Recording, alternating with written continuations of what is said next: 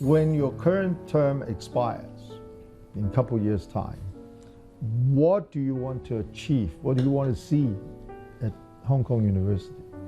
I'd like to see progress. One of the things that excites me is making things happen. And one of the great things about Hong Kong, and going back to your original question about why did I think it was a good idea to come, Hong Kong is a can-do sort of place. It's a kind of place where things happen, and instead of being told all the reasons why you can't do something, you'll find people giving you opportunities to do things. So I'd like to see that applied to the university. I'd like to see the university modernizing. I think some of its processes internally are outdated, and I think we need to modernize. Can you give an example? I think some of the reporting structures and some of the staff development, some of the management criteria and whatnot are cumbersome and not necessarily appropriate for a modern university. So I think we need to identify the best staff and then develop them. There's a bit of a tendency, I think, to in Hong Kong generally, I think, for things to be linked to money. So every assessment has to be linked in some way to money.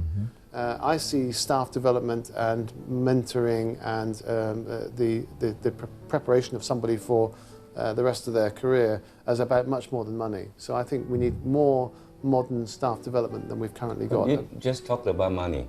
That leads me to think about donation. All American and British universities are after donation, including Hong Kong U, of course. Is that a heavy burden on you? In the UK, philanthropic giving is not well developed. Most UK universities work quite hard to try and develop it, both via alumni and also via non-alumni.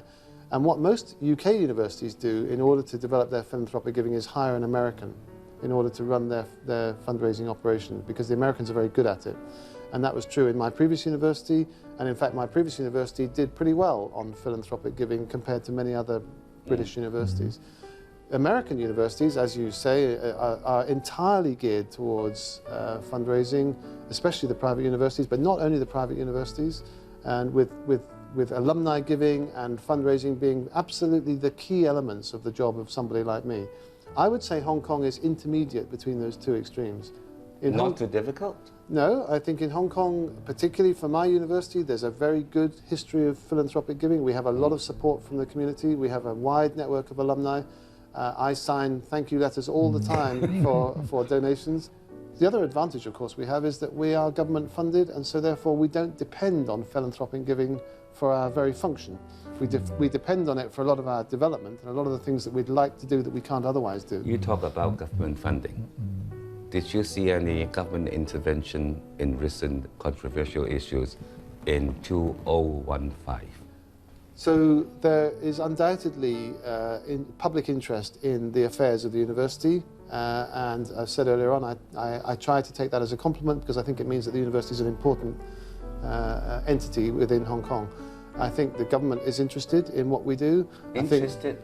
Can you go deeper into the government interested in Hong Kong U? In what sense interested in Hong Kong U? I expect to be answerable to the public because I'm in a publicly funded organisation. So I think it's perfectly reasonable that we answer to the public, and obviously the government is one arm of the public. I think the government... You are sure the government is one arm of the public? Well, I think that's the purpose of a government, is to represent the public, isn't it? Okay.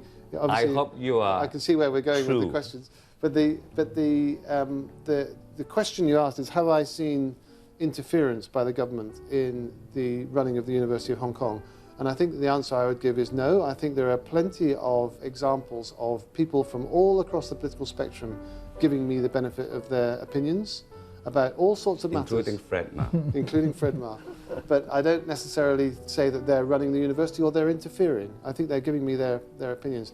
And again, if I could just make another contrast with the UK, I spent 30 years of my career working in the health service in the UK as a medical doctor and then later on as a medical researcher. The health service in the UK is subject to enormous political interest, and you could say political interference. So I don't think political interference is confined to Hong Kong. Latterly in the UK, the education sector, the higher education sector, the universities, also moved from being publicly funded to being more dependent on tuition fee income. And this was seen by people in the universities as the government interfering with the way they ran their universities. And all I could say, and I used to say to my colleagues when I was in my previous university, was, welcome to my world. This has been like this for me in the health service all my life. Okay. What do you see as your major challenges over the next couple of years? The single major challenge is keeping the university's principles strong and uppermost against a background of everyone trying to guide us in different directions, different politics.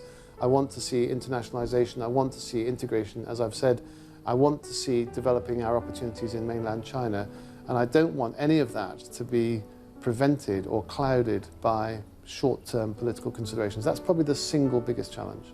Are you saying that there is just too much politics that might interfere the running of the university? I'm saying that if one isn't careful, you could pay attention to political considerations which are not necessarily in the best interest of the university. So I think the best interests of the university need to be held uppermost, and I see that as my job. That is very interesting, because when we were students back in the 70s, I don't think any of the VC has raised this point about politics in the university. Life must Very have changed. Seldom. Very seldom. So, you are in interesting times. You're in interesting times indeed. Yeah. One of the strengths of Hong Kong University is actually the medical faculty. Since you're a medical doctor, I'm sure you did all the research before coming to Hong Kong that we have a great faculty of medicine. And based on your experience as a former dean of medicine at the University of Bristol, do you have any plan to take it to another level? So I agree that the medical faculty is extremely strong. It has a very long and distinguished history. In some subject areas, most notably infectious diseases, it's one of the best in the world. So it has a superb international reputation and a very big contribution to make to the University of Hong Kong. I don't want to do anything that damages that. So I see the medical faculty as already strong. Like all other parts of the university, I think there are ways it can be improved. I don't think any part of the university is beyond improvement. One of the ways in which it could improve is by greater collaboration with other parts of the university, for example, engineering. There are already some links between medicine and engineering, but I think there's great potential for both faculties to have greater interdisciplinary working. I think the other thing that we're developing with the medical faculty is, again, in terms of our involvement with the mainland, we have the hospital in Shenzhen that you'll know Which about. is losing money. Which is losing money, depending on whose accounts you believe.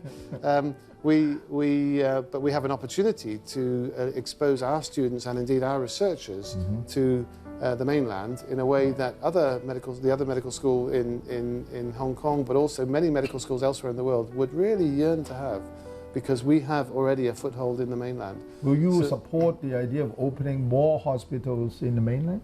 For Hong Kong U? I think one's plenty at the moment. You talked about medicine.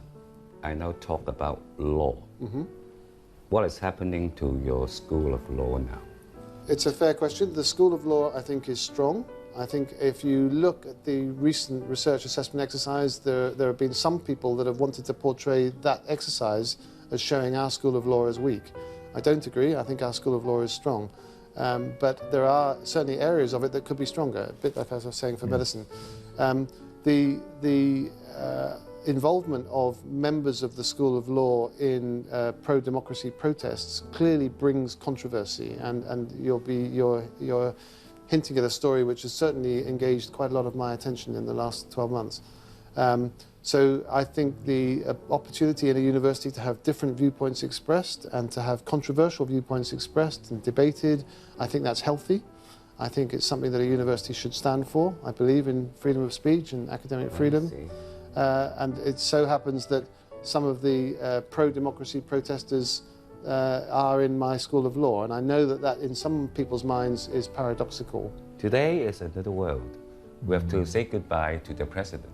Why don't you sing a song and say some Cantonese to our audience? I'm not going to sing a song, and my Cantonese, as you know, is very limited. So 夠用就得㗎啦。歡迎大家來到香港大學。好嘢喎 Very good. 勁喎 Very good. I'm Peter. very impressed. Thanks so much. Thank you, thank you. 佢有一份自信同埋一種 conviction， 係我感覺到今次 interview 裏邊咧好親切嘅。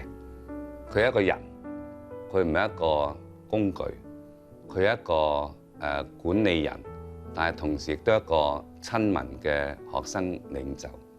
咁我應該咁講，做完呢個 interview 咧，我就戥港大放心咗啲。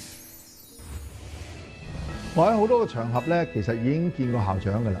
不過以咁近距離同埋可以同佢傾咁耐偈咧，都係第一次。佢俾我嘅感覺咧就係溝通能力非常之強，親和力非常之高。如果佢係政府官員咧，我包佢喺立法會咧攞到好多票。如果佢有一日唔做校長咧，我覺得咧佢亦都有資格去做一個政客，因為咧佢冇迴避我哋問佢嘅問題，但係佢亦都冇俾晒我哋希望嘅答案。佢好識走位，真係叻。退咗休可以考慮翻去做國會議員。